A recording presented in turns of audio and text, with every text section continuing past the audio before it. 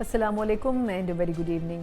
आज मुल्क के मुख्तलिफ शहरों में न सिर्फ ये कि कश्मीर के हवाले से यौम सियाह मनाया गया, यकीनन 70-80 साल की एक तारीख़ है, काबिज़ाना जो एक एलिमेंट है भारत की तरफ से, उस हवाले से यौम सियाह तो मनाया गया। लेकिन हम देख रहे हैं कि कश्मीर सिर्फ इसी हवाले से आज ख़बरों का हिस्सा नहीं रहा, बल्कि एक बड़ी वजह इसकी ये भी थी कि आज़ाद कश्मीर में सियासी तौर पर जो तब्दीलियाँ हो रही हैं, उसके बाद बज़ाहिर ऐसा लगता है कि कश्मीर में पॉलिटिकली एक नई गवर्नमेंट फॉर्मेशन की तरफ जो है वो बढ़ती हुई नज़र आ रही है। उसकी एक बड़ी वजह यह भी है कि वज़ीर-ए-आज़म आज़ाद कश्मीर अनवारुल हक साहब जो बड़े अरसे से मौजूद तो थे, लेकिन जितनी कंट्रोवर्सीज़ और मसाइल पिछले कुछ अरसे में आज़ाद कश्मीर की हुकूमत के हवाले से सामने आए थे, उसमें लग ये रहा था कि उनकी जो गवर्नमेंट है वो कोई ख़ास मुस्तहकम नहीं है, ना तो फैसलों के हवाले से, ना ही पॉलिसीज़ के हवाले से, और ना ही वो कंसिस्टेंट पॉलिसीज़ जो हैं वो आज़ाद कश्मीर के आवाम को कोई फ़ायदा दे रही थी। और शायद इसी वजह से जो वहाँ की जमातें थी जो कि हुकूमत के अलायंस का हिस्सा थी, वो भी एक एक करके अलहदा होती नज़र आ रही थी। मुस्लिम लीग नून को हमने पहले देखा, फिर पाकिस्तान पीपल्स पार्टी को हमने देखा, अब हमने देखा कि एक दिन पहले पाकिस्तान तहरीक इंसाफ के कई जो वज़रा थे, जो लोग थे, वो भी पाकिस्तान पीपल्स पार्टी में शामिल हो गए। बज़ाहिर ऐसा महसूस हो रहा है कि पाकिस्तान पीपल्स पार्टी वहाँ पर हुकूमत बनाने की पोजीशन में जाती हुई नज़र आ रही है। लेकिन देखना होगा आया कि इस हवाले से नंबर गेम में नंबर तो बज़ाहिर गुज़िश्ता रोज़ पूरे करके दिखा दिए गए हैं, लेकिन क्या वाकई मुस्लिम लीग नून इस हुकूमत को तरनिवाले की सूरत में पाकिस्तान पीपल्स पार्टी के सपोर्ट कर देगी, या फिर कोई अपना हिस्सा भी इसमें हासिल करना चाहेगी? क्योंकि कह तो दिया गया है कि मुस्लिम लीग नून इस हवाले से कोई रोल अदा नहीं करेगी हुकूमत साजी के बारे में, और मुख्तलिफ जो डेडिकेशंस किए जाएंगे, जो ओहदे दिए जाएंगे, कितना चैलेंजिंग होगा ये। अब ये भी देखना होगा कि आया पाकिस्तान पीपल्स पार्टी उस तमाम क़ुव्वत और एफर्ट के साथ, जब हम देख रहे थे कि एक अवामी मसाइल के हवाले से एक कमेटी कुछ अर्सा पहले बनाई गई थी जिसने बेतहाशा और बेपनाह एहतजाज किए, और उन एहतजाजों की वजह से हुकूमत को अपनी रेट कमज़ोर होती हुई महसूस हुई। एक से ज़ायद मरतबा विफाक से लोगों को और वफूद को जाना पड़ा बातचीत करने के लिए। तो कितने मसाइल ऐसे हैं जिनको सामने रखते हुए पाकिस्तान पीपल्स पार्टी ने इस हुकूमत को संभालना है, जो कहा जा रहा है कि अगले 24 से 48 घंटे इस हवाले से बड़े अहम हैं। इन तमाम चीज़ों का इयादा करेंगे, प्रोग्राम के पहले सेगमेंट में इस पर तफसीली बात करेंगे, और बात करने के लिए मेरे साथ मौजूद हैं, उनके सीनियर रहनुमा भी हैं और वफाकी वज़ीर हैं बराए कश्मीर और गिलगित बल्तिस्तान और सैफरॉन, इंजीनियर अमीर मुकाम साहब मेरे साथ मौजूद हैं। अमीर मुकाम साहब, सर आपके कीमती वक्त का बहुत शुक्रिया। सर पहले तो मतलब अप्रिसिएशन होनी चाहिए आपके हवाले से भी कि आज कश्मीर के हवाले से यौम सियाह के तौर पर आप लोगों ने एक बड़ी कामयाब रैली निकाली, आप लोगों ने अपना एहतजाज रिकॉर्ड करवाया। लेकिन अगर देखा जाए तो एक तरफ हम कश्मीर के हवाले से यौम एहतजाज भी मना रहे हैं, दूसरी तरफ आज़ाद कश्मीर में भी जो पॉलिटिकल अनसर्टेनिटी है वो भी बड़ी वाज़े नज़र आ रही है, वहाँ पर हुकूमत जाती हुई महसूस हो रही है।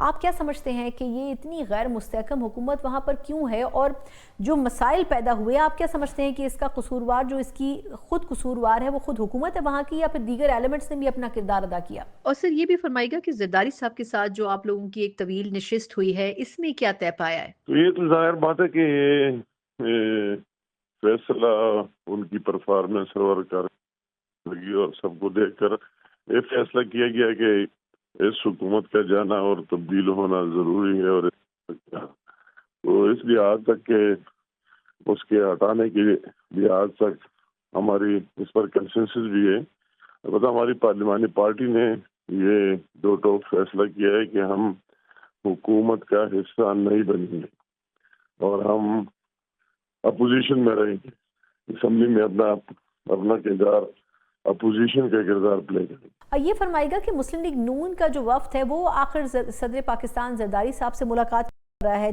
आपकी जो पार्टी है ये पहले वाजे कर चुकी है कि वो हुकूमत का हिस्सा नहीं होंगे। ये हमारी ये बात थी कि जरदारी साहब से हमारी मुलाकात की ये मकसद थी कि चूँकि हम यहाँ भी एक साथ है, तो मैं कहा कि हमारी पार्टी का फैसला है कि हम हुकूमत अगर आप बनाने जा रहे हैं तो हमारी पार्टी इसके पार्ट नहीं होगा, इसका हिस्सा नहीं होगा। तो इसलिए मिल रहे थे कि उसको इन्फॉर्म किया, उसको इत्तेमाद में लिया कि कल कोई और उसके बाद कोई और मैसेज न जाए। तो हमने कहा कि हमें वो सूट ही नहीं करते, और हमारी पार्लिमानी पार्टी का फैसला है दो ठोक कि हम हुकूमत साजी में इसका हिस्सा नहीं होंगे और अपना रोल अपोजिशन में प्ले करेंगे। ताहम वज़ीर आज़म की हटाने में हम भी साथ है और आप भी है कि ये चेंज है। سر لیکن یہ فرمائے گا کہ یہ جو فیصلہ کیا گیا، آپ کیا سمجھتے ہیں کہ یہ مسلم لیگ نون کی جو آزاد کشمیر کی قیادت ہے ان کا اپنا فیصلہ ہے، یا پھر وفاق سے ان کو انسٹرکشنز دی گئیں کہ وہ حکومت کا حصہ نہ بنے؟ اور بظاہر اپوزیشن بینچز پر بیٹھنے سے آپ کیا سمجھتے ہیں کہ آپ کے پاس ایک محدود نمبر ہے، تو کیا اپوزیشن کا حصہ بننا فائدہ مند ثابت ہوگا مسلم لیگ نون کے لیے؟ نہیں، یہ ان کا فیصلہ ہے، ہم امپلیمنٹ کر رہے ہیں وہی JK کی ہماری پارلیمانی پارٹی ہے اور ہماری لیڈرشپ ہے، ان کا یہ فیصلہ ہے کہ ہم حکومتی بینچوں پر نہیں بیٹھیں گے اور گورنمنٹ کا پارٹ نہیں ہوں گے۔ لیکن آپ کیا سمجھتے ہیں کہ وفاقی حکومت اور آزاد کشمیر کی جو حکومت ہے وہ ایک دوسرے کو کمپلیمنٹ کرتی آئی ہیں ہمیشہ سے، تو یہ جو حکومت کی تبدیلی ہے اس میں وفاق کا بھی کوئی کردار ہے اس تبدیلی میں، یا پھر آپ سمجھتے ہیں کہ وفاق کو ایسی کسی مداخلت سے گریز کرنا چاہیے کیونکہ آپ وفاقی وزیر بھی ہیں، آپ کے پاس یہ وزارت ہے، تو آپ کو نہیں لگتا کہ وہاں کے جو امور ہیں وہ وہاں کے اپنے جو مقامی سیاست کا طریقہ کار ہے اس کے مطابق ہی ہونے چاہیے؟ نہیں، مطلب ہے کہ سے تو نو کانفیڈنس بھی ایک آئینی چیز ہے اور قانونی چیز ہے، اور جب ایک پرائم منسٹر پر اعتماد ختم ہو جائے تو ان کے خلاف نو کانفیڈنس لایا جا سکتا ہے۔ اس میں تو کوئی غیر آئینی اور غیر قانونی کوئی چیز ہے نہیں۔ اگر میجارٹی وہ لوز کر جائے اس کے ساتھ اعتماد نہ ہو تو نو کانفیڈنس پھر کامیاب ہو جاتا ہے اور پھر اگلے کا انتخاب ہوتا ہے۔ لیکن آپ کیا سمجھتے ہیں سر کہ یہ جو 5 سال پورے نہیں کر پاتی وہاں پر اکثر و بیشتر حکومتیں، تو اس سے آپ کو نہیں لگتا کہ جو ایڈمنسٹریٹو ایشوز ہیں یا پھر دیگر مسائل ہیں ان کو وہ اثر انداز ہوتے ہیں اس سے؟ نہیں، مطلب ہے کہ وہی تو ہم نے پورا واچ کیا اور سب نے واچ کیا کہ واقعی اس موجودہ حکومت اور پرائم منسٹر کی نہ ڈیلیوری کی وجہ سے سارے مسائل سامنے آئے اور اسے اسی حد تک احتجاج ہوتا جو لوگوں کے نکلنے تک، سڑکوں پر آنے تک وہی چیزیں چلے گئے، تو ظاہر بات ہے کوئی اس طرح بات نہیں ہے۔ اگر ایک بندہ ڈیلیور نہیں کر سکتے تو دوسرے کو آزمایا جا سکتے، دوسرے کو لایا جا سکتے۔ سر اس وقت جو پولیٹیکل انسرٹینٹی نظر آتی ہے آزاد کشمیر میں، آپ کو کیا لگتا ہے کہ پاکستان پیپلز پارٹی اگر حکومت بنانے میں کامیاب ہو جاتی ہے تو وہ ان تمام مسائل کا خاتمہ کر دے گی؟ نہیں، مطلب ہے کہ پیپل پارٹی نے خود یہ فیصلہ بھی کیا اور اناؤنس بھی کیا ہے کہ ہم حکومت بنا سکتے ہیں، دوسروں کے جو بھی ان کے ساتھ مطلوبہ تعداد ہے اس کو پورا کر سکتے ہیں، تو اس میں تو کوئی شک نہیں ہے کہ وہی اگر آپ دیکھ لیں تو بیسیکلی تو ابھی ان حالات میں پاکستان مسلم لیگ نون اور پیپل پارٹی دو بڑے فورسز ہیں اور ان کی گراس روٹ لیول پر بھی وہ موجود ہے، عوام میں جڑے بھی ہیں، تو امید ان سے کی جا سکتی ہے کہ اس حکومت کے مقابلے میں بہتر پرفارم کر دے گی۔ بہت بہت شکریہ انجینئر امین مقام صاحب ہمارے ساتھ موجود تھے، وفاقی وزیر برائے کشمیر اور گلگت بلتستان۔ یقیناً اس وقت مسلم لیگ نون کی طرف سے جو طے کیا گیا ہے بظاہر تو یہ ظاہر کرتا ہے کہ حکومت کا نہ حصہ ہونے کے باوجود بھی شاید حکومت کی فارمیشن میں مدد فراہم کی جائے گی، لیکن اب کس ایجنڈا کے تحت اور کن گیو اینڈ ٹیکس کی بنیاد کے اوپر یہ آنے والے چند گھنٹوں میں یقیناً واضح ہو جائے گا۔ ایک مختصر وقفے کے بعد آزاد کشمیر میں ہی جو پاکستان پیپلز پارٹی کی نمائندگی ہے ان سے جانیں گے کہ آیا کس طریقے سے یہ دعویٰ کیا جا رہا ہے کہ پاکستان پیپلز پارٹی اگلے 1 سے 2 دن میں حکومت بنانے کی پوزیشن پہ ہوگی۔ ان سے موقف لیں گے ایک بریک کے بعد۔ بریک کے بعد ایک بار پھر آپ کو خوش آمدید کہتے ہیں۔ چاہے وفاق کی سیاست ہو یا صوبوں کی، اس میں تو نظر آتا ہے کہ کس جماعت کا پلڑا بھاری ہے اور کون سی جماعت بیک فٹ پر نظر آتی ہے، لیکن اگر آزاد کشمیر کی پولیٹکس کو سمجھا جائے تو یہاں پر بہت سی باتیں قبل از وقت کہنا شاید مشکل ہوتا ہے۔ پچھلے کچھ عرصے میں وزیر اعظم انوار الحق صاحب کے ساتھ جو کچھ ہو رہا تھا اور جتنے وعدے اور جتنے بیانات یا دعوے وہ کر رہے تھے، اس کے بعد لگ رہا تھا کہ صورتحال ان کے لیے مشکل سے مشکل تر ہوتی جائے گی، اور ہم نے دیکھا وقت کے ساتھ ساتھ جو فیصلے لیے گئے اس کی اونرشپ سوائے وزیر اعظم کے اور کوئی نہیں لے سکا، نہ ہی کیبنٹ کے لوگ اور نہ ہی مختلف پولیٹیکل پارٹیز جو کہ اس الائنس کا سو کالڈ حصہ تھی۔ پھر ہم نے عوامی ایکشن کمیٹی کو دیکھا اور اس کے لاتعداد مطالبات دیکھے، اور پھر بظاہر ایسا محسوس ہوا کہ وفاق کو ایک سے زائد مرتبہ مشکلات کا سامنا کرنا پڑا ان پالیسیز کی وجہ سے جو کہ وزیر اعظم آزاد کشمیر امپلیمنٹ کرنا چاہتے تھے۔ لیکن پچھلے کچھ دنوں کے دوران جو پولیٹیکل تبدیلیاں آئی ہیں آزاد کشمیر میں، اس کے بعد یہ بخوبی سمجھا جا سکتا ہے کہ اب وہاں پر نئی حکومت اور نیا اقتدار آئے گا، اور انٹرسٹنگلی ہم یہ دیکھ رہے ہیں کہ کہ پاکستان پیپلز پارٹی تمام تر ایفرٹس کے باوجود اس وقت کی حکومت اور مسلم لیگ نون کی جماعت کے بظاہر وہاں پر اسٹرینتھن ہونے میں کامیاب ہوتی نظر آئی ہے. کل جو پاور شو دکھایا گیا وزیر اعظم آزاد کشمیر کے سامنے نمبرز کی صورت میں، وہ بھی بظاہر یہ میسج کنوے کر رہا ہے. اور آج جو بڑی امپورٹنٹ میٹنگ ہونی ہے زرداری صاحب کے ساتھ مسلم لیگ نون کے لوگوں کی، وہ یہ ظاہر کرتی ہے کہ بظاہر اس وقت کے سینیریو میں پاکستان پیپلز پارٹی نے نمبر 1 پوزیشن وہاں پر حاصل کر لی ہے. لیکن چیلنجز بے پناہ ہیں اور اس میں یہ ابھی ڈیسائیڈ ہونا باقی ہے کہ آیا کون سی پارٹی کہاں پر سٹینڈ کرے گی. لیکن جو وننگ پوزیشن ہے یا جو زیادہ امپاورڈ پوزیشن ہے وہ پاکستان پیپلز پارٹی کی ہے. کیا پولیٹیکل اسٹریٹجی ہو سکتی ہے، اس پہ بات کرنے کے لیے میرے ساتھ موجود ہیں پاکستان پارٹی آزاد کشمیر سے ان کا تعلق ہے، سیکرٹری جنرل ہیں Azad Kashmir Peoples party wing کے فیصل ممتاز راٹھور صاحب اسٹوڈیوز میں موجود ہیں. فیصل صاحب سے thank you so much for joining.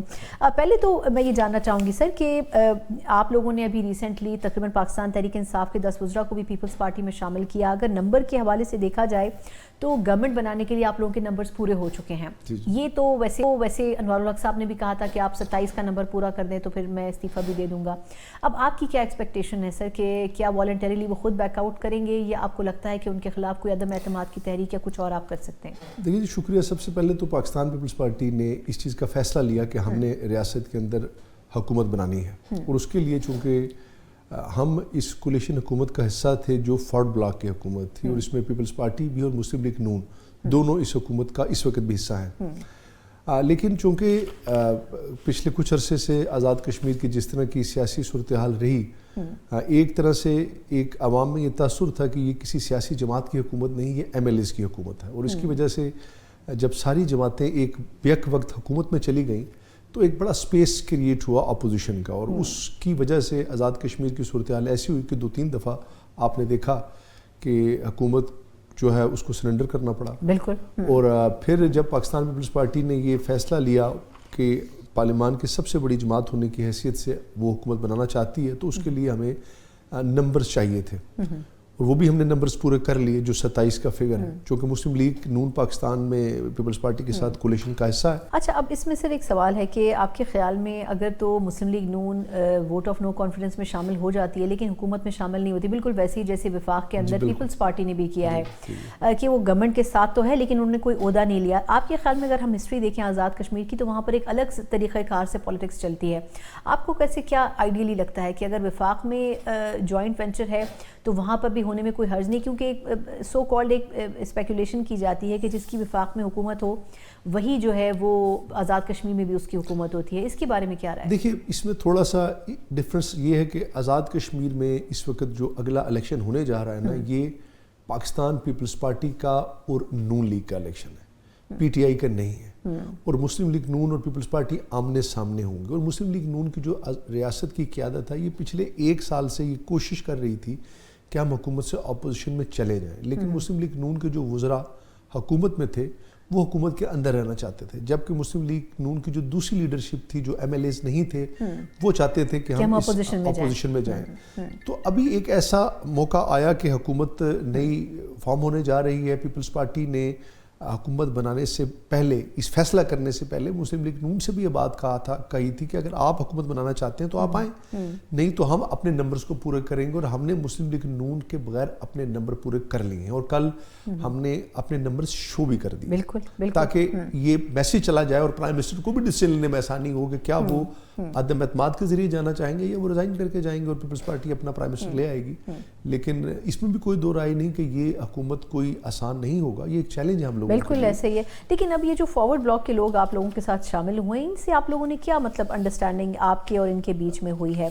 مطلب اوبویسلی وہ پارٹی دوسری تو ریپرزینٹ کر رہے تھے لیکن کچھ نہ کچھ ان کے سٹیکس ہوں گے پولیٹیکل جس کے اوپر انہوں نے آپ کے ساتھ جوائن کیا. سب سے پہلے جو اس میں ہم یہ سمجھتے ہیں پیپلز پارٹی جو اصل ہمارا جماعت کی حیثیت سے جو بینیفٹ ہے وہ یہ کہ کل 9 ماہ بعد پاکستان پیپلز پارٹی اور ساری جماعتیں الیکشن میں جائیں گی. ٹھیک.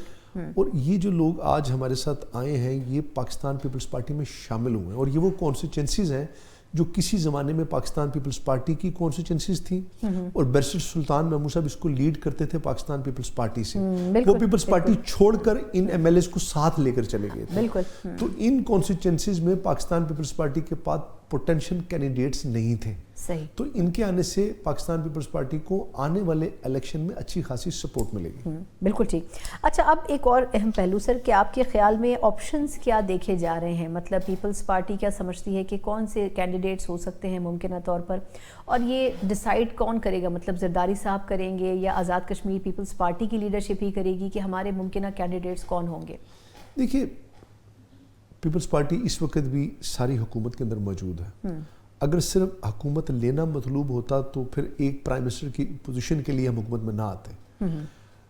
یہ فیصلہ پاکستان پیپلز پارٹی کی لیڈرشپ نے کرنا ہے یا کر چکے ہیں کہ وہ اسی ایم ایل ایز میں سے کس کو پرائم منسٹر نامزد کرتے ہیں. کر چکے ہیں آپ کے خیال میں؟ یہ شاید کر چکے ہیں، لیکن جو بھی نامزد ہوگا یہ ایک چیلنج ہوگا پوری پاکستان پیپلز پارٹی کی قیادت کے لیے، چونکہ اس وقت آپ کے پاس وقت بھی تھوڑا ہے اور آپ نے اس ایکشن کمیٹی کا وہ معاہدہ جس میں وہ مطالبات ہیں جو وفاقی حکومت کے بغیر حل نہیں ہو سکتے اور کچھ وہ مطالبات ہیں جو کشمیر کی حکومت نے خود حل کرنے ہیں، تو ان تمام چیلنجز کو مد نظر رکھتے ہوئے ریاست کو برہانی کیفیت سے نکالنا یہ آسان نہیں ہے. مسلم لیگ نون اگر اپوزیشن میں جا رہی ہے تو وہ یہ سمجھتی ہے کہ اپوزیشن میں بیٹھ کر وہ اچھا اپنے لیے پولیٹکس کر سکتی ہے، چونکہ اس وقت ساری سیاسی جماعتوں کے لوگوں کا ایک ایکشن کمیٹی کے ساتھ رجحان جڑ گیا، اور کہیں نہ کہیں ہمیں یہ ماننا پڑے گا کہ پولیٹیکل نظام یا سیاسی قیادت یا جماعتیں کچھ ارریلیونٹ ہوئیں، لیکن چونکہ پاکستان پیپلز پارٹی ڈائلاگ پہ یقین رکھتی ہے، بات چیت کے ذریعے چیزوں کو حل کرنا چاہتی ہے، اور ریاست میں ابھی فورس یا زور کی بنیاد پہ چیزوں کو حل نہیں کیا جا سکے گا، یہ آپ نے دیکھ لیا اس سٹیج پر نہیں کیا جا سکتا. تو پیپلز پارٹی شاید ان چیزوں کو بہتر کر پائے. اچھا لیکن اب فیصل صاحب اب ایک بھی مسئلہ ہے نا کہ یہ جو عوامی ایکشن کمیٹی بنائی گئی تھی سو کالڈ، اس پہ بڑا کرٹیسزم ہوا. کچھ لوگوں کی رائے یہ تھی شاید یہ جان بوجھ کے بلیک میلنگ پوزیشن پر آ گئے. ایک تو یہ کہ پیپلز پارٹی کا ان مطالبات کے اوپر موقف کیا ہے، کیونکہ جب ہماری کچھ شوز میں بات ہوئی جو کمیٹی کے لوگ تھے ان سے بات، تو انہوں نے کہا کہ کچھ ایسے بھی مطالبات تھے جن کی ضرورت نہیں تھی، اور ہم جب چند مطالبے مانتے تھے تو پھر کچھ اور نئے لے کے آ جاتے تھے. دیکھیے یہ چیزیں سمجھنے کی ضرورت ہے کہ یہ وہ مطالبات تھے جو کہیں نہ کہیں لیگیسی میں چلتے آ رہے تھے، جن کو کبھی سیاسی جماعت ایڈریس نہیں ہوئے تھے، ان کو سیاسی پارٹیز گورنمنٹس اس کو ایڈریس کیا کرتی تھی. جب تمام سیاسی جماعتیں حکومت کے اندر آ گئیں تو وہی معاملات عوام کے پاس چلے گئے، اور جب عوام جتھوں میں تقسیم ہو جاتی ہے تو پھر اس کو اپنے طریقے سے وہ ہینڈل کرتی ہے. معاملات کچھ ٹھیک بھی تھے لیکن انہیں مس ہینڈل کیا گیا، انہیں اس طرح سے ڈیل نہیں کیا گیا، ان کو ٹائملی ایڈریس نہیں کیا گیا، وفاق سے اس طرح بات. اور اس کی وجہ کیا تھی کہ انوار الحق کی حکومت کے پیچھے کسی سیاسی جماعت کی ڈائریکٹلی آنرشپ نہیں تھی، چونکہ انوار صاحب بارہا یہ کہہ چکے تھے کہ یہ سیاسی جماعتوں کی حکومت نہیں ہے. جب ریاست کا وزیر اعظم خود تمام سیاسی جماعتوں کو ڈس آن کر دے گا تو کوئی بھی پولیٹیکل ورکر یا عام آدمی پھر اس کی آنرشپ نہیں لے گا، اور اس آنرشپ نہ ہونے کی وجہ سے میں سمجھتا ہوں کہ یہ اسپیس ہوا اور یہ عوامی ایکشن کمیٹیز اور یہ لوگ جو ہے اس طرح سڑکوں میں نکل آئیں.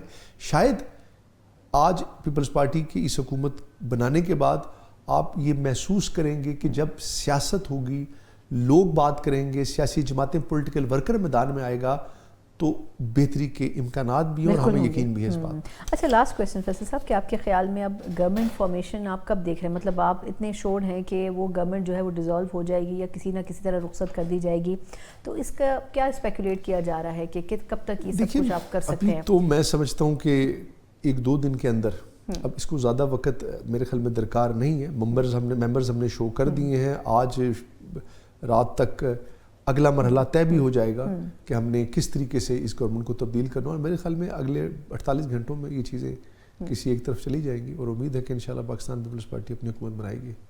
تھینک یو سو مچ، بہت بہت شکریہ Faisal Mumtaz director general Pakistan Peoples Party Azad Kashmir ہمارے ساتھ موجود تھے. بظاہر جو غلطیاں پچھلی گورنمنٹ ٹینیور یا اس وقت جو کرنٹ گورنمنٹ ہے اس میں ہوئی ہیں ان کا یقیناً سدباب کرنے کی کوشش ہوگی، لیکن یہ ایک بڑا چیلنج ہوگا کہ وفاق میں دو بڑی پاکستان کی سیاسی جماعتیں اکٹھی بیٹھی ہیں، آزاد کشمیر میں کس طریقے سے وہ اپنی پالیٹکس کو کنٹینیو کرتی ہیں. ایک مختصر وقفہ، اس کے بعد تھوڑا سا دفاعی لحاظ سے پاکستان اور افغانستان کے جو ڈائلاگ ہو رہے ہیں وہ کسی طور بھی لگ نہیں رہا کہ کسی پازیٹیو کنکلوژن کی طرف جائیں گے. کیا پاسبلٹیز ہو سکتی ہیں دفاعی لحاظ سے، اس کے اوپر بات کریں گے بریک کے بعد.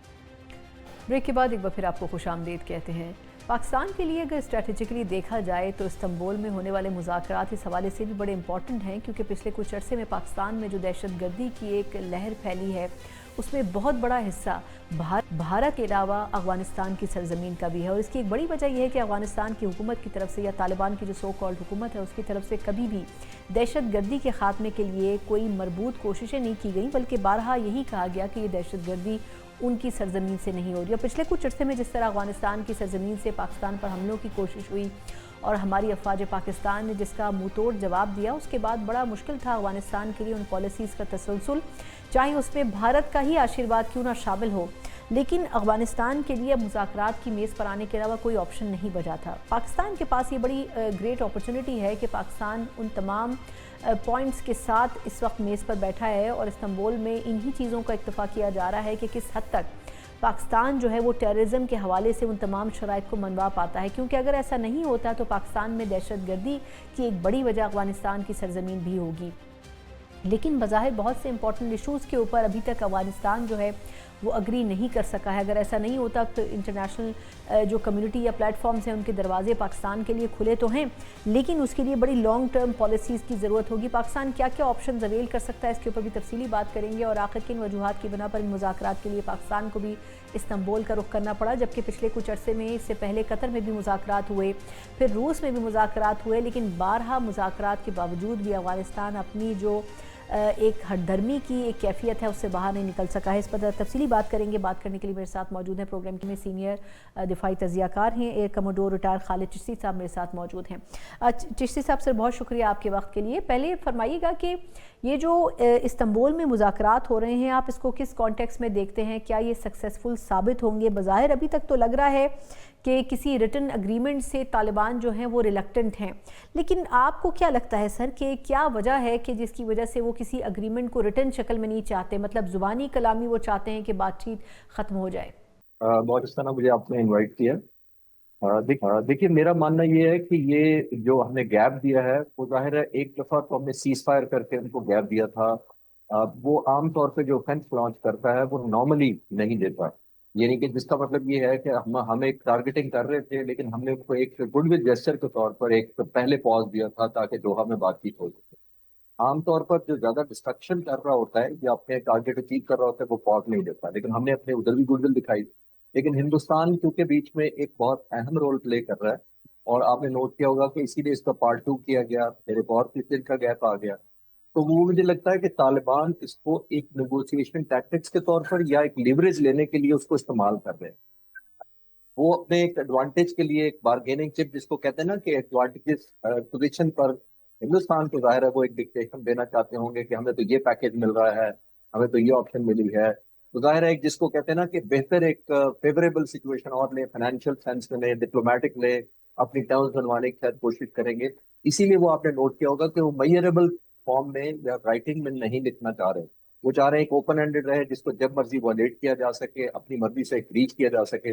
تو مجھے ایک نیگیٹیوٹی اس میں نظر آ رہی ہے، آلدو میں سسپیشن نہیں ہونا چاہیے، بٹ ایز اے اینالسٹ میں یہ کہنا چاہوں گا کہ یہ ہم نے بہت زیادہ جیسچر دیا، پہلی دفعہ بھی دیا سیز فائر کر کے، پھر گیپ دیا پارٹ 2 نیگوسیشن کرنے کا، لیکن دوسری طرف سے انفارچونیٹلی اس طرح کا نہ تو رسپانس مل رہا ہے کیونکہ جو موٹیو ہے وہ شاید اس طرح ٹرانسپیرنٹ، مسٹر کلیئر اور کمیٹڈ نہیں۔ یہ فرمائے گا کہ پاکستان کی گورنمنٹ کئی مرتبہ یہ بات کہہ چکی ہے افغان گورنمنٹ کو کہ وہ طالبان کے جو گروپس ہیں، ٹی ٹی پی کے گروپس ہیں، ان کے خلاف کارروائی کریں، لیکن نہ تو وہ ان کے خلاف کارروائی کرتے ہیں، نہ ہی وہ جو ان کی پناہ گاہیں ہیں ان کو ختم کرتے ہیں۔ پھر آپ کے خیال میں کیا سمجھا جائے کہ وہ ان تمام گروپس کو انڈورس کرتے ہیں، ان کو ایسٹس کے طور پر یوز کرتے ہیں، کیونکہ جب ان سے پوچھا جائے تو وہ تو ان سے لا تعلقی کا اظہار کرتے ہیں؟ دیکھیے سر نا، دو اس میں میری نظر میں جو انسینٹیو ہیں پہلے یا ان کے ٹارگیٹنگ جو اس کے اندر وہ دو طرح سے کرتے ہیں۔ ایک وہ یہ کرتے ہیں، آپ نے ٹھیک کہا کہ کیونکہ وہ ون ون سچویشن رکھنا چاہتے ہیں، تقریباً 22 کے قریب مختلف فیکشنز ہیں جس میں ایک تحریک طالبان افغانستان ہے، ایک تحریک طالبان پاکستان بنایا ہوا ہے انہوں نے، اور بہت سارے اور سیگمنٹ ہیں، اور یہاں پہ بہت ساری پاکٹس ہیں، کچھ کی سمپتی جو ہے وہ روس کی طرف ہے، کچھ چائنا کی طرف زیادہ انکلائنڈ ہے، کچھ مڈل ایسٹ کی طرف افیلیشن زیادہ رکھتے ہیں، کچھ ہندوستان کی طرف ہیں، خاص طور پہ جو ٹی ٹی پی ہے اس کی انڈیا کی طرف بڑی افیلیشن ہے۔ تو یہ کیونکہ پاور پاکٹس ہیں، آئسولیشن میں ہیں، اور جس سے زور لگتا ہے وہ پاور میں آ جاتا ہے، اور یہ ایک ان ریٹن رول کہنے یا ان ریٹن انڈرسٹینڈنگ فالو کرتے ہیں کہ جب ہم پاور میں ہوں گے تو آپ کو ایلیمنیشن کی طرف ہم نہیں جائیں گے، کیونکہ پاور ٹسل چلتی رہتی ہے، जहां पर अफगानिस्तान में आपने नोट किया होगा इकोनॉमी चलती ही इंस्टेबिलिटी की वजह से है। जब से सोवियत यूनियन आया, दूसरी तरफ से स्ट्रगल शुरू हो जाती है, अर्ली 70 लेट 70s में आया। फिर जब वो चला गया तो अमेरिका आ गया, फिर दूसरे ग्रुप्स आ गए, तो दूसरे एंटी अमेरिका आ गए, वो लोग भी सपोर्ट करनी शुरू कर दी। तो आई थिंक इनका जिसको वे ऑफ लिविंग कह लें या सोर्स ऑफ इनकम कह लें या इनकी डे टू डे जो लाइफ है वो डिपेंडेंट है कि जितनी ज्यादा इंस्टेबिलिटी होगी अफगानिस्तान के अंदर, उतना ही उनका जो है सर्वाइवल पॉसिबल होता है या उनका कंफर्ट जोन में रहते हैं। तो एक तो ये पुश एंड पुल नहीं करते जिसकी वजह से, और दूसरा जैसे मैंने कहा कि उनकी कैपेसिटी का उनको एडमिट करना चाहिए या पड़ेगा किस स्टेज पे कि या तो आप इंटेंशनली करते हैं, और अगर आप इंटेंशनली नहीं करते और सिंसियर हैं, जो कि नहीं लगता कि मुझे हैं, फिर पाकिस्तान का रोल शुरू हो जाता है। और ये नेगोशिएशन इसीलिए हो रहे हैं, पाकिस्तान की पोजीशन बड़ी मुस्तकम इस पॉइंट ऑफ व्यू से जरूर है कि पाकिस्तान चाहता है कि या आप खुद उसका इलाज करें या तदारुक करें, या अगर आप ये कहेंगे कि कैपेसिटी नहीं है तो फिर हमें करने की इजाजत दे दें। तो मेरा ख्याल है वो दरमियान में फंसे हुए हैं। जिस तरह मैंने कहा, एक तरफ वो चाहते हैं कि पाकिस्तान को इतना ज्यादा ऑफेंस में ना इन्वाइट करे, बिकॉज जितना ज्यादा टारगेटिंग होगी, लोग पहले ही उनसे तंग है, वो उनकी अपनी सर्वाइवल को खतरा पड़ जाता है। लेकिन दूसरी तरफ हिंदुस्तान का बहुत ज्यादा इन्फ्लुएंस है, आपने नोट किया, जिसकी वजह से वो दरमियान में कंफ्यूजन है, और दरमियान इसीलिए वजह से वो डॉक्यूमेंट नहीं करे और ओपन एंडेड रखना चाहते हैं। सर ये फरमाएगा कि फिर आपके ख्याल में ऑप्शंस क्या रह जाते हैं, मतलब पाकिस्तान के पास अगर अफगानिस्तान खुद कोई कार्रवाई नहीं करता है इनके खिलाफ, तो फिर पाकिस्तान क्या अल्टीमेटली खुद आगे बढ़कर किसी किस्म की कोई स्ट्राइक्स कर सकता है? देखिए, पाकिस्तान ने तो पहले ही अपनी ऑप्शन सारी एग्जॉस्ट करने के बाद ही ऑप्शन ली थी। यानी उससे पहले आपने नोट किया होगा कि पिछले 6 महीने में मुख्तलिफ जगहों पर हमारे जो डिप्टी प्राइम मिनिस्टर हैं, फॉरेन मिनिस्टर, वो कई जगहों पर इनके अफगान तालिबान के लीडर को मिल चुके थे। 6 महीने में 5 जगहों पर डिफरेंट फोरम में, वो शायद तफसील का टाइम ना हो, तो हर जगह उनको ये सबूत दिए जाते हैं, उनको बावर कराया जाता है कि अगर आप सपोर्ट ना करें और आप डिस्करेज करें और एक्शनेबल मेजरमेंट लें, लेकिन वो नाकाम रहे। और फिर जब आप इस तरह नहीं करते कोई रिस्पॉन्ड मिलिटरीली जो पाकिस्तान ने किया, तो वो फिर मिसलीड करता है टू एन इम्प्रेशन कि शायद पाकिस्तान की या कैपेसिटी नहीं है, या अगर कैपेसिटी है तो हमारा हौसला नहीं है। तो हमें दिखाना पड़ना था, लेकिन बाई चॉइस नहीं किया हमने पहले भी, बाई हालत मजबूरी किया है। और उनको ये बताना जरूरी था कि अगर आप ये नहीं करेंगे, चाहे वो इंटेंशनली, चाहे कैपेसिटी की वजह से, या आप उनके साथ मिले हुए हैं, तो आपको एक कीमत देनी पड़ेगी, उनको भी देनी पड़ेगी, आपको भी देनी पड़ेगी। तो पाकिस्तान ने तो कार्ड अपना खेल दिया है, और जाहिर है इसके बाद एस्केलेशन फर्दर ही ऑप्शन रहती है। बैकवर्ड आने का तो अब ऑप्शन रहा नहीं है, बिकॉज हमने एक पोजिशन ऑफ स्ट्रेंथ से उनको बता दिया कि ये है, या इसके अलावा फिर वही है जो कंटिन्यू हो रहा है, जिसको सीज फायर का नाम दिया गया है। ये फिर पाकिस्तान के पास ऑप्शन ही नहीं है कि सिवाय इसके कि टारगेटिंग स्ट्रैटेजी कंटिन्यू करे, और एज एंड व्हेन नीड पर बेसिस पर जहां पर डेवलपमेंट अक्सर देखे। और किसी को शक नहीं रहना चाहिए कि पाकिस्तान की कैपेसिटी अलहमदुलिल्लाह बहुत ज्यादा है टू सर्वेल। ये तो सिर्फ इंटरनेशनल नॉर्म्स को, या हम एक ब्रदरहुड, हमारा 40 साल से तो रिसेंट हिस्ट्री में उनके साथ ताल्लुकात रहे हैं, जिसकी वजह से हम उनका रिस्पेक्ट कर रहे थे। लेकिन अगर जैसे हो जाए, ये बात सिचुएशन हो जाए जहां पे शोधा की रोजाना की बुनियाद पर आपको लाशें उठानी पड़े, तो फिर हमें कुछ ना कुछ करना पड़ता। ये फरमाएगा कि इस वक्त के रिसेंट जो डायलॉग्स हुए हैं, इसमें आप तुर्की के किरदार को क्या देखते हैं? इससे पहले माजी में कतर ने भी एक किरदार अदा किया था। आप क्या समझते हैं कि ये जो दोस्त और बरादर ममालिक हैं, ये कितना इफेक्टिव रोल प्ले कर सकते हैं? देखिए, जहां तक तो कतर का है, मेरी नॉलेज ये थोड़ी इस पर मैं ज्यादा फोकस की थी, तो कतर का बहुत ज्यादा इन्फ्लुएंशियल है सब कुछ ग्रुप्स के ऊपर, और ज़ाहिर है उनको एक इंस्पिरेशन भी देता है कतर अपनी पोजीशन के लिए। दूसरी, तुर्की की बहुत इज्जत ओवरऑल मुस्लिम ममालिक में बहुत ज्यादा है, हम भी बहुत करते हैं, और ज़ाहिर है तालिबान के मदर में भी वो एक बहुत क्रेडिबल और एक बहुत पावरफुल एक मुसलमान मुल्क है। और ये बहुत अच्छी सिचुएशन है कि अगर ये पढ़े हैं। लेकिन अनफॉर्चुनेट, जैसे आपने खुद ही जिक्र किया कि चीन के साथ हमारे इतने करीबी तल्लुकात हैं कि चीन ने बहुत ज्यादा प्रेशराइज कोशिश की है करने की, और चीन ज्यादा इंसेंटिव भी देने की पोजीशन है इंडिया के निस्बत। जाहिर है उसने उनको कहा कि हम हाईवेज खोलेंगे, आपको सी पैक में भी आपको हिस्सा दिलाएंगे, आपको कनेक्ट करेंगे नॉर्दर्न मुल्कों के साथ जो सेंट्रल एशियन स्टेट्स हैं। तो चाइना तो बहुत ज्यादा इंसेंटिव मीनिंगफुल ऑलरेडी दे चुका है। लेकिन शायद इस वक्त क्योंकि इंडिया मई के बाद से जो हालात हुए हैं, वो हमारे से शिकस्त खाने के बाद, अपना नुकसान जाकर पटवाने के बाद, वो अब इस पूरे मैदान में कूद पड़ा है। तो इंडिया के लिए भी बहुत बड़ा स्टेक इसलिए है कि अगर वो तालिबान को कन्विंस कर लें कि वो उनकी जंग वेस्टर्न बॉर्डर पर ले जाएं, और वहां से चाहे फाइनेंशियल सपोर्ट करे, चाहे मिलिट्री सपोर्ट करे, वो एक नई डायमेंशन खोलने की ज़ाहिर कोशिश में है। लेकिन ये भी बावर कराना चाहिए हिंदुस्तान को खास तौर पर कि ये वो जमाना अशरफ गनी वाला जमाना नहीं है, और या उनके रजीम का जमाना इसलिए नहीं है कि उस वक्त चाबहार पोर्ट जो थी वो इंडियंस के ऑलमोस्ट कंट्रोल में थी, कॉन्ट्रैक्टर्स की वजह से, डेवलपमेंट की वजह से अमेरिकन ने इनको आउटसोर्स किया हुआ था। تو وہ سیدھا کنیکشن بنتا تھا ایران کے راستے افغانستان میں، جب وہ سپلائی لائن بھی لے جاتے تھے، انہوں نے ہائی ویز بھی بنائے، ہاسپٹل بنائے، ایجوکیشن سینٹر بنائے. اب وہ ایڈوانٹیج نہیں رہا کیونکہ امریکہ نے ان کو بے دخل کرنے کا کہہ دیا، ان کو کام روکنے کا کہہ دیا. تو ہندوستان کی وہ ایڈوانٹیج نہیں ہے بالکل، اس میں کوئی شک نہیں. لیکن جیسے میں نے کہا کہ مجھے لگتا ہے کہ طالبان اس کو ایز اے بارگیننگ چپ یوز کر رہے ہیں دونوں طرف سے نیگوشیٹ کر کے، کہ اگر وہ یہ بہتر پیکیج دیتے ہیں تو ہم ان کی طرف ہو جائیں گے، اور اگر اس طرف سے زیادہ انسینٹو ہوتا ہے یا ایک ڈیٹرنس یا پاکستان کا زیادہ ہوتا ہے تو پھر ادھر کمپرومائز کر لیں گے. بٹ بدقسمتی یہی ہے جیسے میں نے کہا کہ ان کی انسٹیبلٹی میں ان کو اپنی اسٹیبلٹی نظر آتی ہے. لاسٹلی یہ فرمائے گا کہ افغانستان میں یہ جو ایک ڈی اسٹیبلٹی کا ایلیمنٹ موجود ہے، آپ کیا سمجھتے ہیں کہ اس وجہ سے جو ریجن میں پاکستان، ایران اور چین، اور اس میں الٹیمیٹلی سی پیک 2 کی صورت میں ہم دیکھ رہے ہیں کہ افغانستان بھی شامل ہو سکتا ہے، تو یہ جو پورا ایک بلاک بننے جا رہا ہے یہ کتنا اس کو نقصان پہنچے گا؟ جی دیکھیے، بہت سارے ملکوں کے اس ریجن میں نیشنل انٹرسٹ کنورجنٹ بھی ہیں اور ڈائیورجنٹ بھی ہیں. کنورجنٹ کا مطلب یہ ہے کہ ظاہر ہے جب تک اس ایریا میں امن نہیں ہوتا، اس پورے خطے میں امن نہیں ہو سکتا. خاص طور پر ہندوستان، پاکستان، افغانستان، ایران کا آپ نے دیکھ لیا، یہ بہت بڑی سورس بنتی ہے انسٹیبلٹی کی، چاہے وہ ریجن کوئی بھی. اب بدقسمتی سے کنفلکٹنگ ہونے کے علاوہ ڈائیورجنٹ قسم کے انٹرسٹ ہیں. امریکہ کی انٹرسٹ اور طرح کی ہے، وہ چاہتا ہے کہ اگر چین یہاں پہ انگیج ہوتا ہے تو پھر ایسا کچھ ماحول بنایا جائے چین کے لیے فیوریبل نہ ہو. روس چاہتا ہے کہ میری مونوپلی اس ایریا میں ہو. جب امریکہ زیادہ انٹرفیئر کرتا ہے تو ظاہر ہے چائنا اور روس انکمفرٹیبل ہوتے ہیں، اور بہت سارے.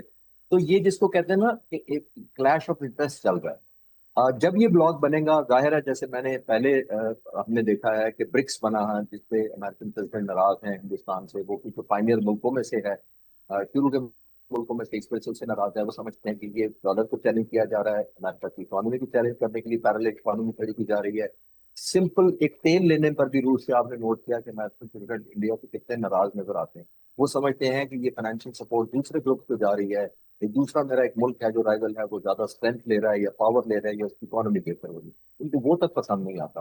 تو جہاں تک یہ جو آپ کر رہی ہیں کنورجنس ان ملکوں کی انٹرسٹ کی، یہ ویسے تو بہت خوش آئند ہے، ہمارے لیے بہتر ہے، ہم ڈیپینڈنٹ ہوں گے، زیادہ ٹریڈ کر سکیں گے، دنیا میں لیسٹ زیادہ ایریا ہے، اس میں ڈیولپمنٹ آئے گی. بٹ بدقسمتی سے شاید امریکہ کی انٹرسٹ کلیش کرے اس سے، اور وہ اس طرح انکریجنگ. اب جیسے میں نے کہا کہ چائنا اور امریکہ کی جو آپس میں کلیش آف اکنامک انٹرسٹ ہے وہ شاید اس پر حاوی ہو یا اثر انداز ہو. لیکن ادروائز ان پرنسپلی یہ بہت اچھا آئیڈیا، اور ہماری لوکل ڈیولپمنٹ کے لیے، ریجنل ڈیولپمنٹ کے لیے تو بہت اچھی اپرچونٹی. بہت بہت شکریہ. ہمارے ساتھ موجود تھے ایئر کموڈور ریٹائر خالد چشتی صاحب. یقیناً اسٹریٹجک پوائنٹ آف ویو سے پاکستان کے لیے ڈائلاگز بڑے اہم ہیں، لیکن ہم دیکھا جائے تو ہم اپنی سوورینٹی، اپنی سالمیت کے اوپر کمپرومائز کرتے ہوئے ڈائلاگز کی کامیابی نہیں چاہیں گے.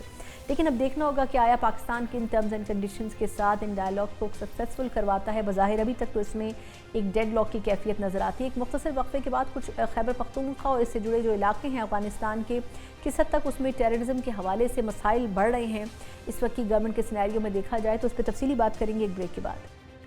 بریک کے بعد ایک بار پھر آپ کو خوش آمدید کہتے ہیں. جس طرح ہم دیکھ رہے ہیں دفاعی لحاظ سے پاکستان کتنے امپورٹنٹ ڈیسیجنز پچھلے عرصے میں لیتا آیا ہے، لیکن استنبول میں ہونے والی جو بات چیت ہے، بظاہر ایسا لگ رہا ہے کہ پاکستان ہو اور افغان اتحاد ہو وہ ایک پیج پر آتی ہوئی محسوس نہیں ہو رہی ہے. دفاعی لحاظ سے کتنا پاکستان کے لیے یہ ڈائلاگ امپورٹنٹ ہے اس کے اوپر تو ہم نے بات کی ہے، لیکن سیاسی طور پر دیکھا جائے تو پچھلے کچھ عرصے میں پاکستان تحریک انصاف کی جو نئی آنے والی حکومت ہے ان کے فیصلے کیا اثرات رکھ سکتے ہیں، اور سب سے بڑھ کر یہ کہ کیا ان تمام فیصلوں کی جو کہ وفاق میں کیے جائیں گے امپلیمنٹیشن میں جو صوبائی حکومت ہے وہ فیسیلیٹیشن کا کردار ادا کرے گی یا رکاوٹ کا کردار ادا کرے گی، یہ بھی آنے والے وقت میں واضح ہوگا. لیکن بظاہر اس سٹیج کے اوپر یہ مذاکرات کہیں سکسیسفل ہوتے ہوئے نظر نہیں آ رہے ہیں. اس کے کیا ریپرکشنز ہو سکتے ہیں، اس کے اوپر پروگرام کے اس حصے میں بات کریں گے. بات کرنے کے لیے ہمارے ساتھ موجود ہیں پشاور سے رکھتے ہیں سینئر صحافی اور تجزیہ کار حماد حسن صاحب. حماد صاحب سے بہت شکریہ آپ کے قیمتی وقت کا. اب پہلے تو فرمائے گا کہ ہم نے ویسے دفاعی لحاظ سے تو ڈسکس کیا ہے پروگرام اس سے پہلے، لیکن آپ کیا سمجھتے ہیں کہ یہ جو ڈائلاگ میں ڈیڈ لاک آیا ہے یہ کس وجہ سے آیا ہے؟ پاکستان کا تو ایک بڑا کلیئر سٹانس ہے، لیکن جو افغان سائٹ سے ایک کھچاؤ محسوس ہو رہا ہے، کنفیوژن ہے، وہ کیوں ہے آپ کے خیال میں؟ دیکھیں ثنا، بہت سارے مسائل ہیں پاکستان اور افغانستان کے. ایک تو مہاجرین کی ایک بڑی تعداد اس وقت بھی پاکستان کے اندر موجود ہے. مہاجرین کو جب پاکستان نے واپس بھیجنے کا فیصلہ کیا تو انہوں نے درخواست کی کہ ان کو روک لیں، لیکن بیچ میں مذاکرات آ گئے. اب وہ بھی ایجنڈے میں شامل تھا کہ اس کے حوالے سے کیا فیصلہ کرے. تجارتی معاملات تھے، افغان ٹرانزٹ ٹریڈ جو 1960 سے ایک دن کے لیے بھی نہیں رکا، اب تقریباً 18 دن ہو گئے کہ وہ رکا ہوا ہے. بارڈر کے اس پار سینکڑوں ٹرک رکے ہوئے ہیں، اس پار بھی رکے ہوئے ہیں. تاجروں کا، مزدوروں کا، ٹرک ڈرائیوروں کا، ٹرانسپورٹرز کا، ان سب بیچاروں کا کاروبار ٹھپ ہو کر ہے. لیکن ایک بات پر معاملات اٹک گئے. وہ کیا تھی؟ وہ یہ تھی کہ پاکستان نے ایک جینون درخواست جو پاکستان سے پہلے UN نے اس کو آئیڈینٹیفائی کیا تھا، پھر چین کی رپورٹ نے، پھر امریکن رپورٹ نے، پھر بہت سارے عالمی سطح پر، کہ بھائی پاکستانی بارڈر کے ساتھ آپ کے ٹیررسٹ کیمپ ہے. یہ پاکستان نے بعد میں کہا، انہوں نے پہلے کہا تھا. اور ان کیمپوں کو ہٹا دیں، وہ جا کر پاکستان کے اندر دہشت گردی کر رہے ہیں. اب جو ماسکو کے اندر روس اور چین کے مذاکرات طالبان سے ہوئے تو انہوں نے بھی دباؤ ڈالا کہ اس کو ختم کر دے. وہ ذرا خطے کو ڈیسٹیبلائزیشن کی طرف لے کر جا رہی ہے. معاملات آگے بڑھ نہیں رہے ہیں. کب تک یہ ہوتا رہے گا؟ اب وہ کہتے ہیں کہ پہلے تو انہوں نے کہا کہ ہمارے ہاں تو ہے نہیں. بھائی اگر آپ کے ہاں نہیں ہے تو میں اس وار زون کو طویل عرصے تک رپورٹ کرتا رہا ہوں. اب یہ ٹیررسٹ کیمپ کہاں پر ہے؟ یہ جو چترال کے سامنے کنڑ ہے، جو مومند اور خیبر ایجنسی کے سامنے نگرہار ہے، پھر آگے کرم ایجنسی اورگزائی کے سامنے خوست ہے، پھر وزیرستان کے سامنے پکتیکا ہے. یعنی اب پاکستانی بارڈر کے ساتھ ساتھ جو ان کے سٹیٹس ہیں وہیں پہ ٹیررسٹ کیمپ ہے. یہ ٹیررسٹ کیمپ تو مزار شریف میں بالکل نہیں ہے، یہ تو قندوز سینٹر آف افغانستان میں نہیں ہے، سینٹر میں نہیں ہے، نارتھ میں نہیں ہے. ایک سوال لیکن حماد بھائی، آپ کے خیال میں وجہ کیا ہے کہ پاکستان کے بارڈر کے ساتھ جو علاقے ہیں وہاں انہوں نے بنائے، پاکستان کے اندر ہی داخل ہونے کی کوشش ہے، یا آپ کو لگتا ہے کہ ان کو اس سے آگے اندر افغانستان میں انٹر ہونے کی کوشش نہیں کرنے دی گئی گورنمنٹ کی طرف سے؟ رات بھی وہ افغانستان سے داخل ہوئے تھے، جس میں 4 خودکش بھی تھے، اور ہماری فوج نے، ان سیکورٹی فورسز نے ان میں سے 25 دہشت گردوں کو مار دیا. اور وہ افغان بارڈر سے باقاعدہ داخل ہو رہے تھے پاکستان میں. اور یہ آج سے نہیں ہو رہا ہے، یہ کنٹینیوسلی اسی طرح ہو رہا ہے. پاکستان کا ایک جینون سٹانس ہے کہ بھائی میرے بارڈر کے ساتھ بیٹھے ہوئے ہیں، اور یہ حافظ گل بہادر ہے، یہ نور علی مسعود ہے، یہ احرار ہے، یہ فقیر محمد ہے، یہ تنظیم المجاہدین ہے، یہ لشکر اسلام ہے، یہ آپ کے ہاں بیٹھے ہوئے تمام دستاویزی ثبوت فراہم کر دیے اور میرے ملک میں آ کر روز روز دہشت گردی کر رہے ہیں. اور میں نہیں کہہ رہا، اس کی گواہی UN بھی دے رہا ہے، امریکہ چائنا بھی دے رہے، تمام ممالک دے رہے. تو اس کو ختم کر دیں. اب پہلے تو وہ مان نہیں رہے تھے، پھر کہا کہ ہم ان کو مغربی سمت میں شفٹ کر دیں گے، غزنی زابل سائٹ پہ. تو پاکستان نے کہا کہ جب آپ نے شفٹنگ کی بات کی تو اس کا مطلب ہے کہ آپ مان گئے کہ موجود ہے. پھر اس کے بعد کہتے ہیں کہ ہم ان کو شفٹ کریں گے. اصل معاملہ یہ ہے کہ اس میں طاقتور انڈین پراکسیز بیٹھے ہوئے ہیں اور ان کو بہت سپورٹ حاصل ہے. ابھی امیر متقی کا دورہ تھا، چلے ہم سب پر الزام نہیں لگاتے، لیکن ہم یہ حقائق تو ہمارے سامنے موجود ہیں کہ وہ وہاں پر بیٹھے ہوئے، وہ بارڈر کراس کر کے آتے ہیں اور ادھر دہشت گردی کرتے ہیں. تو پھر ان کی پشت پر کون ہے؟ لیکن میرا سوال، میں اس کو ریفریز کرتی ہوں، میں یہ جاننا چاہ رہی ہوں کہ آپ کے خیال میں یہ معاہدہ کرنے میں وجہ کیا ہے، رکاوٹ؟ افغانستان تو یہ کہہ رہا ہے نا کہ ہم تو کروا ہی نہیں رہے دہشت گردی. اب پاکستان نے ایک فرم سٹینس لے لیا ہے کہ اب وہ پیچھے نہیں ہٹے گا پاکستان اس سے.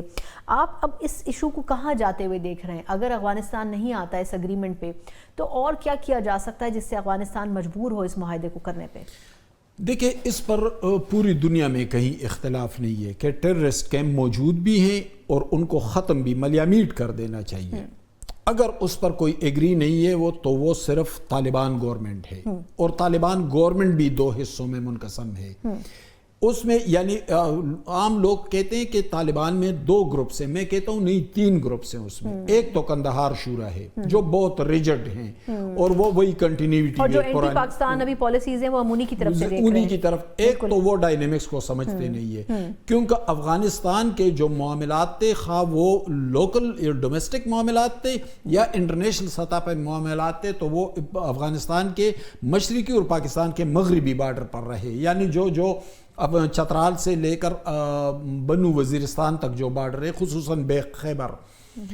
اب قندھار شورا کا تعلق یہاں سے نہیں ہے، ان کا تعلق اس سمت سے یعنی مغربی افغانستان سے ہے. ایک تو وہ ان ڈائنامکس کو نہیں سمجھتے.